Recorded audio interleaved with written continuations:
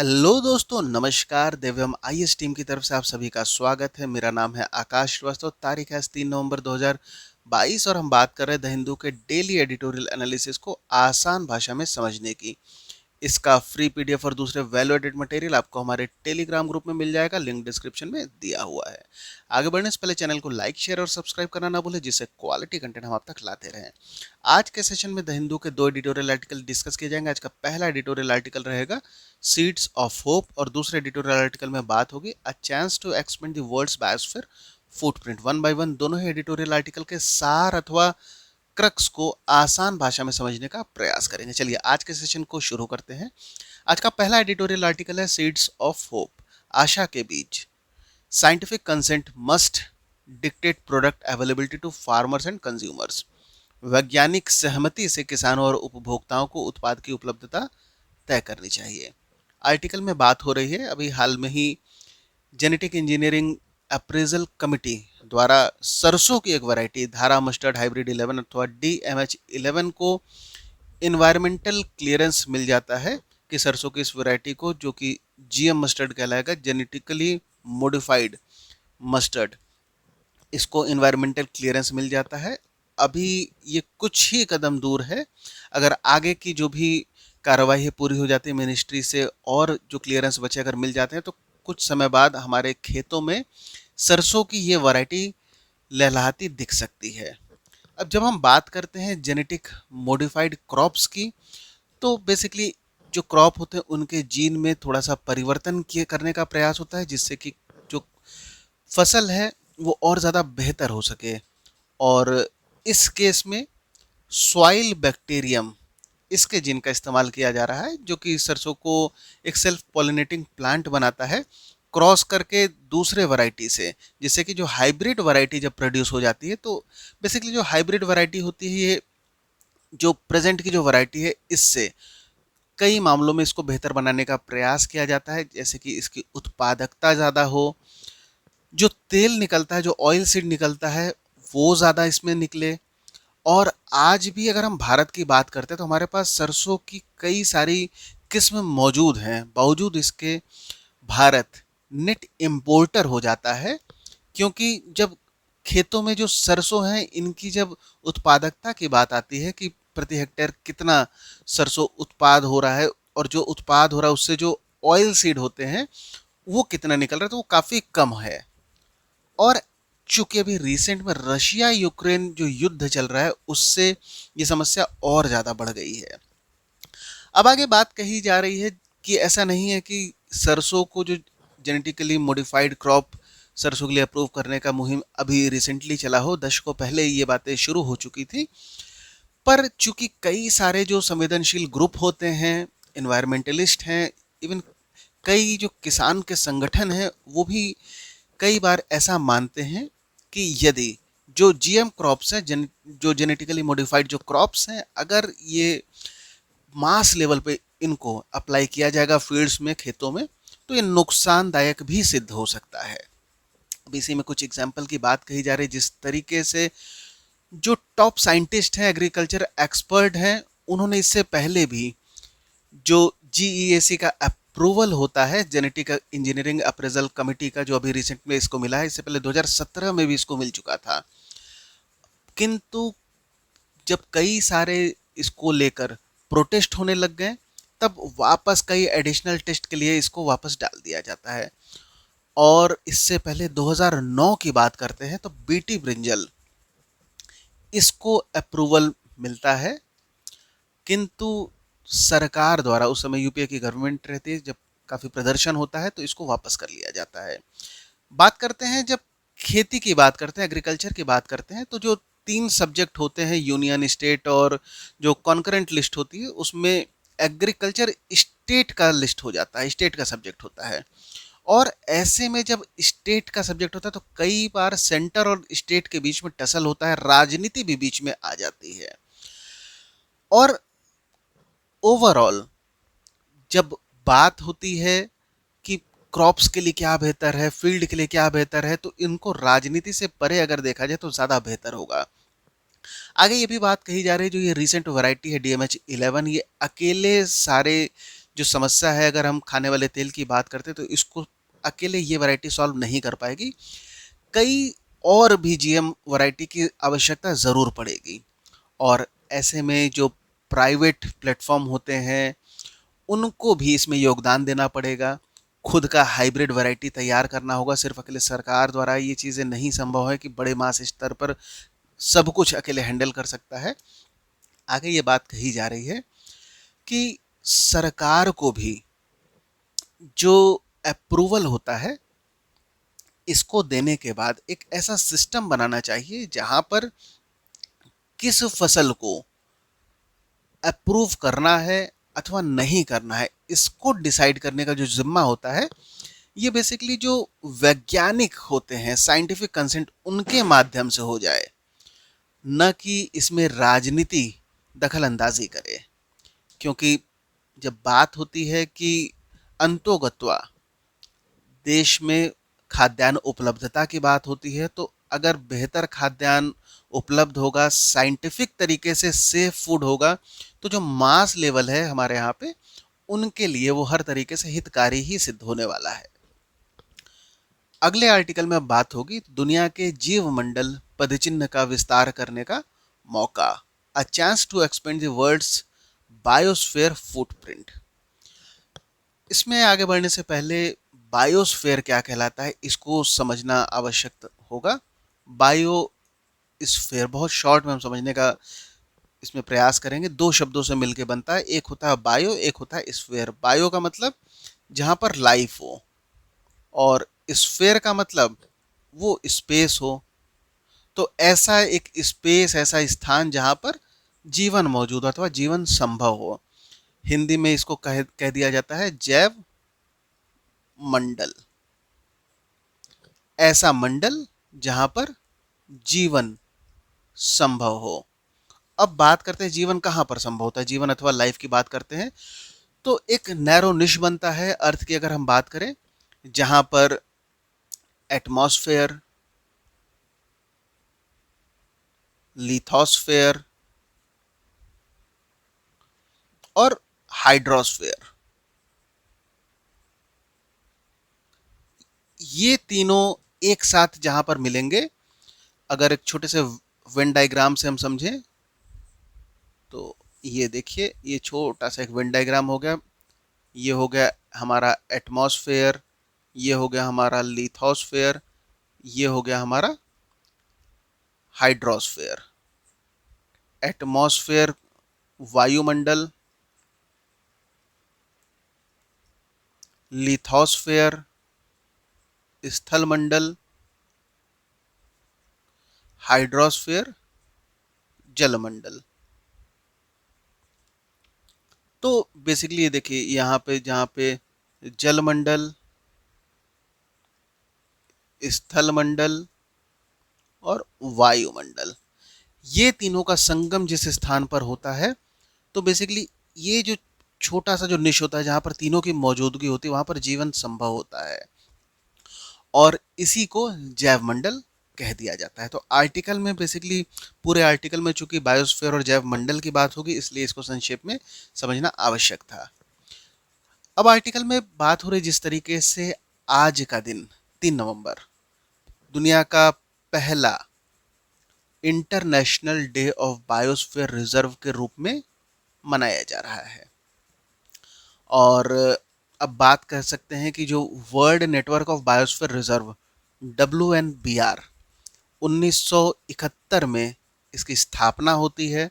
और जब बात होती है बायोडाइवर्सिटी कंजर्वेशन की बात होती है, इकोसिस्टम रेस्टोरेशन की बात होती है, बेसिकली जो नेचर है उसके साथ में, प्रकृति के साथ में सामंजस्य बना के जीवन जीने की जब बात होती है तब ये संस्था सबसे ज़्यादा उपयोगी नज़र आती है।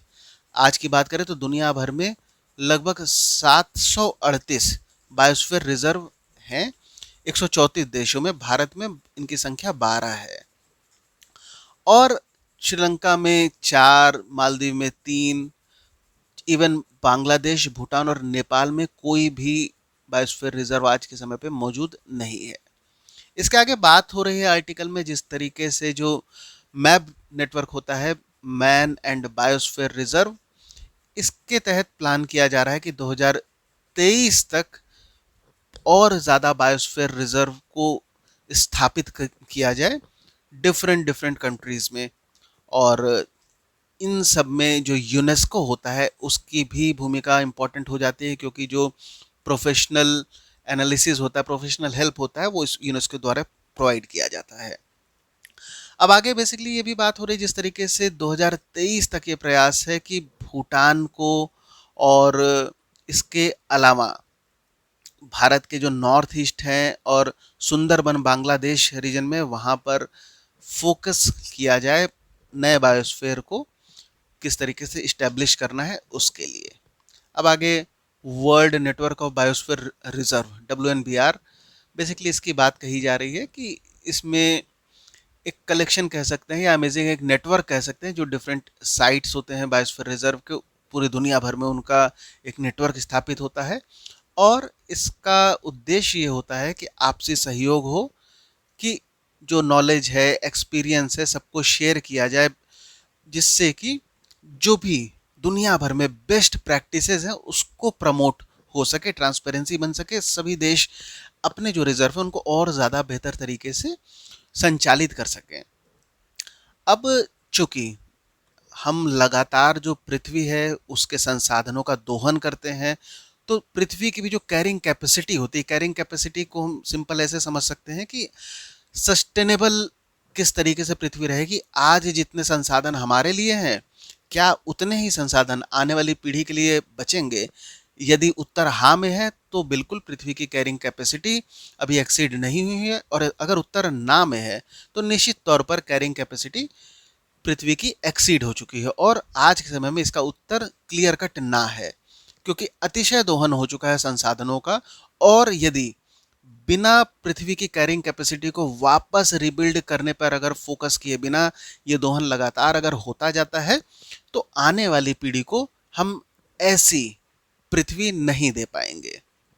और इसमें जब पृथ्वी की कैरिंग कैपेसिटी को रीबिल्ड करने की बात आती है, तो बायोस्फीयर जो रिजर्व होते हैं उनकी प्रमुख भूमिका हो जाती है, क्योंकि आने वाली जो पीढ़ी है उनको स्वच्छ हवा देना हमारी जिम्मेदारी है। इन सब के अलावा पानी बेहतर, जो खाना है वो न्यूट्रिशियस हो और अफोर्डेबल हो, इसके साथ साथ में सम्मानपूर्वक जीवन जीना, ये बेसिक ह्यूमन नीड्स हैं। और इन सब के लिए जो बायोस्फीयर रिजर्व है उनकी भूमिका काफ़ी ज़्यादा क्रूशियल हो जाती है। सभी को मिलके जो प्रकृति है उसके संरक्षण का प्रयास करना होगा। अपने अपने तर्क हो सकते हैं, कुछ लोग प्रकृति के संरक्षण के लिए इन्वायरमेंटलिस्ट अथवा जो वातावरण होता है, जो इन्वायरमेंटल होता है, उस लिहाज से पृथ्वी का संरक्षण करना चाहते हैं। कुछ लोग मानते हैं कि नहीं, ये हमारी जो कल्चरल पॉइंट ऑफ व्यू से काफ़ी इम्पोर्टेंट है। और कुछ लोग कहते हैं नहीं, पृथ्वी है अथवा जो भी नेचर है इसको हम धार्मिक दृष्टि से देखते हैं। तो दृष्टि कोई भी हो, पर प्रमुख उद्देश्य है जो संरक्षण होना चाहिए प्रकृति का। अब आगे ये बात कही जा रही है कि इसी के लिहाज से जो यूनाइटेड नेशन के जब सिस्टम की बात करते हैं, तो जब बात आती है कि प्रकृति के साथ सामंजस्य बनाने का अगर जीवन जीना है, तो यूनाइटेड जो संयुक्त राष्ट्र का तंत्र है उसमें सबसे बेहतर आज के समय पे WNBR ही है। और अब इसमें आगे बात साउथ एशिया की कही जा रही है कि आज के समय में साउथ एशिया में 30 बायोस्फीयर रिजर्व हैं। पहले की अगर हम बात करें तो होनरुलु, जो कि श्रीलंका में इस्टेब्लिश हुआ था, भारत की बात करते हैं तो 2000 में नीलगिरी बायोस्फीयर रिजर्व होता है, जो कि तमिलनाडु, कर्नाटका और केरला में तीनों जगह पे फैला हुआ है। और अब जिस तरीके से बात हो रही है कि क्या मानव के लिए, जो मानव अस्तित्व की बात होती है, सबसे बड़ा संकट क्या है, जिस तरीके से आज के समय पे पैंडेमिक का प्रकोप देखा गया, क्या पैंडेमिक संकट है सबसे बड़ा? क्या जिस तरीके से युद्ध चल रहे हैं अंतर्राष्ट्रीय स्तर पर, क्या जो कॉन्फ्लिक्ट्स हैं वो आज के समय पे सबसे बड़ा संकट है? किंतु जब इन संकटों को हम देखते हैं, जो इन्वायरमेंटल जो क्राइसिस हो रही है, तो कहीं ज़्यादा ये छोटे नज़र आते हैं। जिस तरीके से बायोडाइवर्सिटी लॉस हो रहा है, क्लाइमेट चेंज हो रहा है, प्रदूषण लगातार बढ़ता जा रहा है, और अब एक ऐसा सबको भरोसा होता जा रहा है, एक अंध विश्वास हो रहा है कि सभी समस्या का जो समाधान है वो तकनीक में ही समाहित है। तो कहीं ना कहीं ये मानव अस्तित्व के लिए ये सारी बातें संकट पैदा कर रही हैं। और अब आगे ये भी बात कही जा रही है, जिस तरीके से भारत 2023 तक दुनिया का सबसे जनसंख्या वाला ज़्यादा जनसंख्या वाला देश बन के उभरेगा। ऐसे में जब स्पेन जैसे देश की भारत से कंपैरिजन हो रहा है, स्पेन जो कि दुनिया में सबसे ज़्यादा बायोस्फीयर रिजर्व है, 53 बायोस्फीयर रिजर्व है, हमसे साइज में बहुत ज़्यादा छोटा है, जनसंख्या हमारे सामने इसकी कुछ भी नहीं है। भारत साइज में स्पेन से बहुत बड़ा है, जनसंख्या बहुत बड़ी है, बावजूद इसके जब स्पेन जहां पर 53 बायोस्फीयर रिजर्व है, वहीं भारत में मात्र 12 बायोस्फीयर रिजर्व नजर आते हैं। और अब बात हो रही है कि भारत समेत जो पूरा साउथ एशिया है, वहां पर प्रयास करना होगा बायोस्फीयर रिजर्व की मौजूदगी को और बढ़ाया जाए।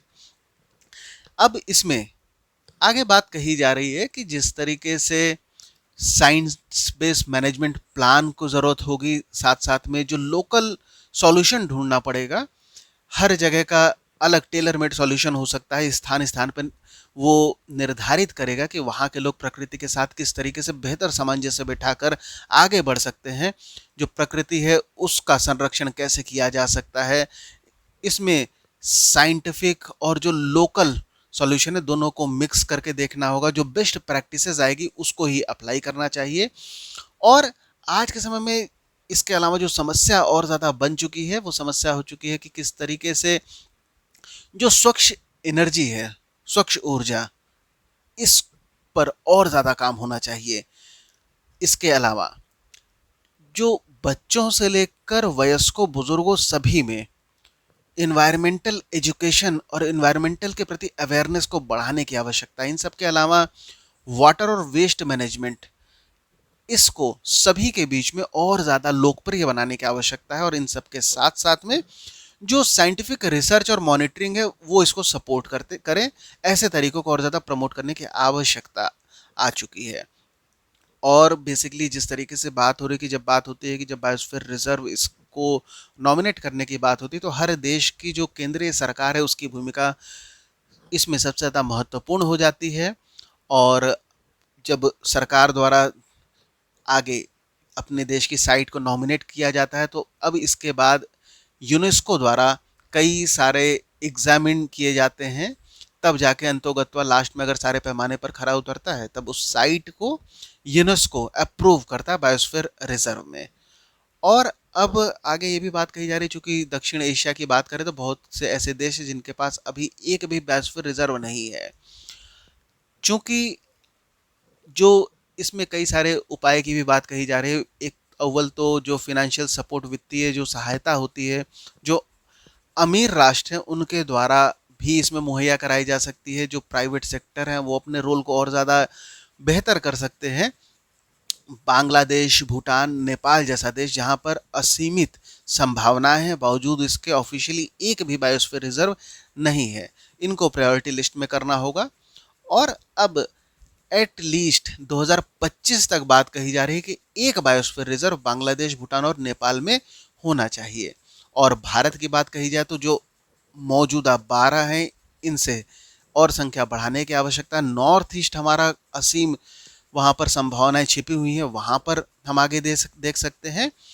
और अब दुनिया भर में चूंकि कई बार जो केंद्रीय सरकारें होती हैं उनका भी प्रमुख रोल होता है बायोस्फीयर को आगे नॉमिनेट करने का, तो ऐसे में जो राजनीतिक इच्छा शक्ति है, कई बार उसके अभाव में भी देशों के पास पोटेंशियल तो है, बट फॉर्मली वो जब बायोस्फीयर रिजर्व नेटवर्क की बात आती है तो उनकी लिस्ट में नदारद नजर आते हैं। ऐसे में आवश्यकता है कि बेहतर भविष्य के लिए जो प्रकृति है उसके साथ सामंजस्य बिठा के आगे बढ़ा जाए। नहीं सिर्फ वो आज वर्तमान हमारे लिए ज़रूरत है, बल्कि जो आने वाला भविष्य है उसके लिए भी ये इक्वली इम्पॉर्टेंट है कि हम जो बायोस्फीयर होता है उसको किस तरीके से संरक्षित करें और ज़्यादा इसके प्रति संवेदनशीलता दिखाएं। आज के द हिंदू के एडिटोरियल आर्टिकल में इतना ही। अंत तक बने रहने के लिए धन्यवाद।